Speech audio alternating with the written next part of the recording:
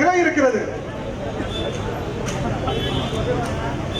இப்படிப்பட்ட சூழலில்தான் நாம் ஆளுகின்ற அரசிடம் சாதி ஆணவ படுகொலை தடுப்பதற்கு தனி சட்டம் இயற்ற வேண்டும் என்ற கோரிக்கையை முன்வைத்து தொடர் படுகொலையில் ஈடுபடுகின்ற குற்றவாளிகளை தப்பவிடாமல் அவர்களை விசாரணையிலே வைத்து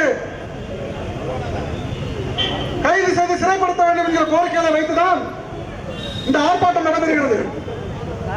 இன்றைக்கு இடதுசாரி சிந்தனை உள்ளவர்கள் பெரும்பாலும் தலித் மக்களுடைய படுகொலையை கண்டித்து பேசியிருக்கிறார்கள். ஆனால் அதில் எதிர்கட்சி என்று சொல்லக்கூடிய அதிமுகவுடைய எடப்பாடி கட்சி இந்த படுகொலை பற்றி வாய் திறந்திருப்பாரா? தமிழ் சமூகத்தின் பாதுகாவலன் நான் தான் என்று மார்த்தட்டுகிற குடியரசில் பேசுகின்ற சீமான் இது போன்ற படுகொலை கண்டித்திருப்பாரா? நீங்களும் இந்துக்கள் தான் நாங்களும் இந்துக்கள் தான் என்று வாயிலே பேசுகின்ற பிஜேபி கட்சிக்காரர் எவராது இந்த படுகொலை கண்டித்திருப்பாரா?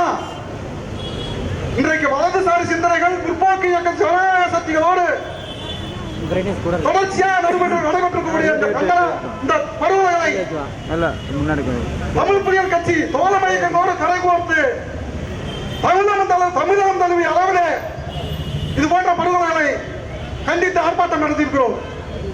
முதல்வர் மு க ஸ்டாலின் அவர்கள் உடனடியாக சாதியான படுகொலை தடுப்பதற்கு தனி சிறப்பு சட்டம் இயற்ற வேண்டும் என்று கோரிக்கை வைத்து ஆர்ப்பாட்டத்தில் வருகிற அனைவருக்கும் நன்றி கூறி விடைபெறுகிறேன். இந்த நிகழ்வில் தொடக்க உரையாக தமிழ் புலிகள் கட்சியினுடைய தென்மண்டல செயலாளர் சிதம்பரம் அவர்கள் உரையாற்றுவார்கள்.